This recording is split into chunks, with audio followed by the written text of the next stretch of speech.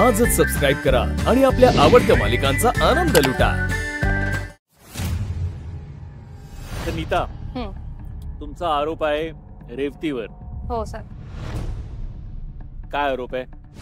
Sir, पहिला आरोप रेवतीवर असा आहे की ती रात्रभर झोपत नाही आणि इथे तिथे हिंडत असते, चेटकिनी सारखी हसते आणि प्रणाली आणि श्रुतीला घाबरवते। Yes yes yes.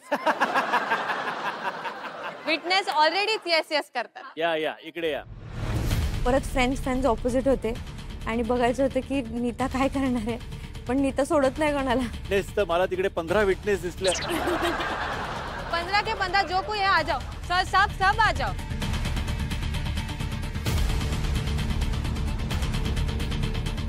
ओके। तर माझा पहिला प्रश्न असा आहे की तुम्हाला जेव्हा ही खिकी आवाज येतो तो कोणाचा असतो? रेवतीचा। रेवती स्किन केअर पेक्षा मास्क कशाला वापरते? सगळ्यात लेट झोपणारा व्यक्ती कोण गर्ल्स बेडरूम मध्ये? तुम्हाला कसं वाटतं प्रणाली घाबरल्यावर? 4 वेळा हनुमान चालीसा बोलायला लागले मी घरात। सगळ्यात आधी प्रणालीला तिने घाबरवलेलं केव्हा? तू पूल टेबलच्या बाजूनी जात होती तेव्हा खालून एक हात आला होता तुझा पाय पकडायला, तो कोणाचा हात होता? ऑब्जेक्शन माय लॉर्ड।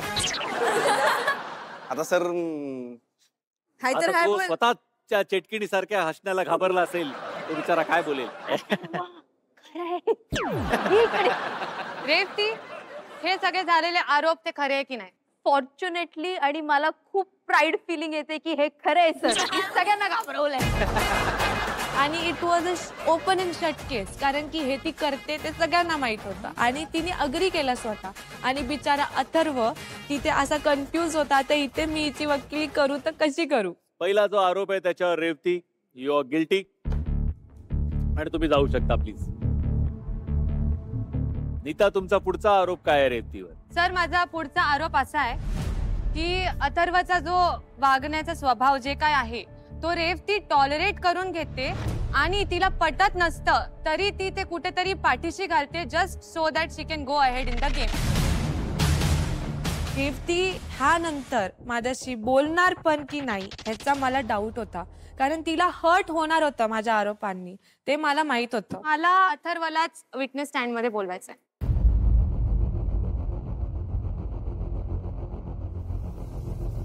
तू अनुश्री सोबत खुश होतास का ऍज अ मेंटॉर? नव्हतो का नव्हतास? ती बॉसीगिरी करत होती माझ्यावर आणि ती मला पटत नव्हतं, त्यामुळे आमची सारखी भांडणं व्हायची। आणि म्हणजे ती अथर्ववरती हावी व्हायची आणि अथर्वला कुठेतरी ते मोकळं जे वागण्याचा सूट मिळते रेवती सोबत, ते अनुश्री सोबत नव्हतं मिळायचं। हो, नव्हतं मिळायचं। That's it.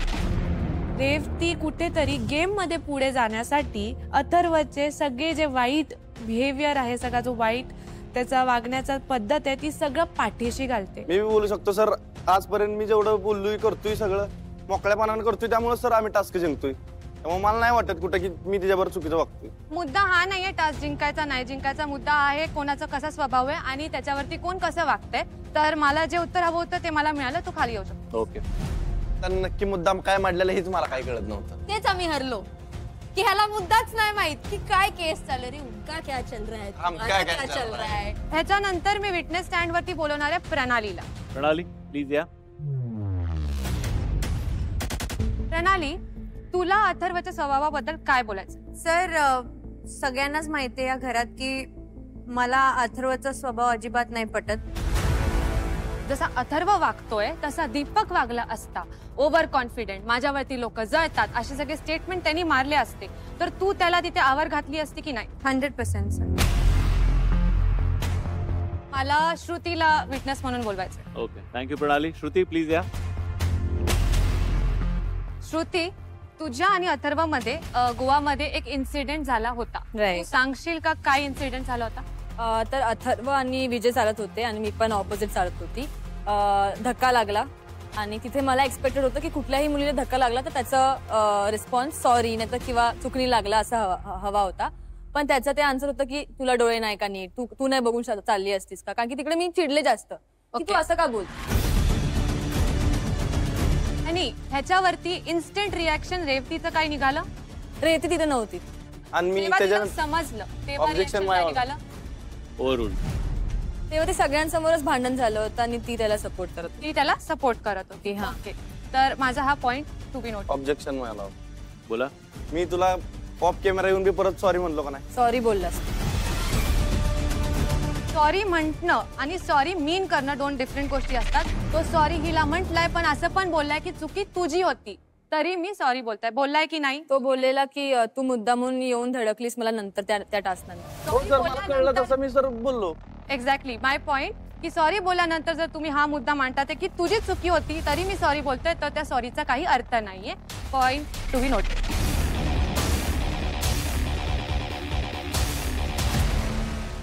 अनुश्री मला तुला फक्त एक विचारायचंय, अथर्व सोबत तुझं का वाजायचं हे सांग. कारण तो काही पण घालून पाडून बोलायचा आणि त्याचा बोलण्याचा टोन व्यवस्थित नसायचा आणि त्याचे जे शब्द होते की बूट टाकू का, पांडगुळ आहेस तू, असं सगळं तो बोलायचा. मुद्दा हा आहे की she cannot be a witness for this जेव्हा ती स्वतः तसं वागते त्याच्यासोबत. सर मला एक ऑब्जेक्शन आहे. ती कॉमन फॅक्टर आहे दोघांमधली. फ्रेंड पण आहे तिची, ह्याची पण आहे आणि मेंटॉर पण होती. ती विटनेस आणि पुढचा मोठा भाग आहे ती माझी स्टार विटनेस आहे. तो तर येणार आहे, हे तर जस्ट बिल्डअप होतं. जर अथर्वचं असं वागणं घरातल्या प्रत्येक व्यक्तीला खटकतंय तर तुलाच कसं खटकत नाहीये? तू का एवढं टॉलरेट करतेस? आणि इथे माझी जी फिनिशिंग विटनेस होती ती होती अनुश्री. मला विटनेसलाच विचारायचंय कारण तो कॉन्व्हर्सेशन असताना आम्ही तिघी होतो आणि अनुश्री हे तिच्याकडून बोलण्यात आलंय की नाही की बाहेर जर हे सिच्युएशन असती तर मी जेव्हा अनवॉन्टेड फील करते अशा माणसांकडून तर मग मी बाहेर नसतं सहन करून घेतलं. आता मी गेम मध्ये आहे म्हणून मी हे कुठेतरी पुढे चालवते आणि मी हे मुद्दावरती आणणार नाही असं बोलली होती की नाही? हो बोलले होते. जेव्हा मला दिसलं की आपण हे हरणार आहे मी म्हटलं ह्या केसमधनं काहीतरी काढायचंय मला, भले नाही जिंकलो तरी चालेल. मला नकोय की माझ्यासोबत तू क्लॉस्ट्रोफोबिक फील झाला पाहिजे तर मी त्या गोष्टी नाही करणार. मी सोडलंय त्याला. तुला जसं वागायचंय वाग. मी तुझी पर्सनॅलिटी बदलायला इकडे नाही आली. I am here to teach you as a mentor. माझं काम सर हे मला नाही की पटतंय मी ती तुला बरोबर बेबी शिकवते करू. मला. मी टास्क बी आम्ही व्यवस्थित करतोय सगळं, काय प्रॉब्लेम आहे? तुमचं नाहीये टॉलरन्स, तुमचं नाहीये टेम्पर, नाहीये पेशन्स. सर मुद्दा कोर्टमध्ये हा नसतो माझा किती पेशन्स आहे, मला किती फील होत आहे, मला कसं वाटतंय हा मुद्दा नसतो. एक पॉइंट जर प्रूव्ह होतोय माझ्याकडून तर त्यांचा डिफेन्स असायचा की तो प्रूव्ह नाही करून द्यायचा किंवा त्याच्या अगेन्स्ट प्रूफ द्यायचं. जे ते नाही देऊ शकत आहे मी प्रूफ देते माझ्या बरोबर माझ्या बाजूने एक बी इथं चांगलं मानणार आणि मग त्याचं कारणच तेच मी सिद्ध केलं आज. अथर्वने तिकडे खूप पर्सनली घेतलं. तो एकदम हल्ल्यासारखा झाला. ही वॉज सो स्टम्प, त्याच्या तोंडातून शब्दच निघत नव्हते. दोन्ही पक्षांचे वादविवाद ऐकल्यानंतर कोर्टाला असं वाटतंय जे ज्या पद्धतीने नीता लढली आहे मला वाटतं खरंच कमेंडेबल आहे. Thank you sir. खूप इमोशनल केस होती माझ्यासाठी पण मी कुठेतरी ते सगळे इमोशन्स बाजूला ठेवून इतका प्रॅक्टिकली विचार केला आणि मी टास्कसाठी जी मेहनत टाकली ती दिसून आली. Revati you are considered guilty. I am glad sir. Thank you Revati. Thank you Atharva. Thank you, well sir. Played Neeta. Very nice.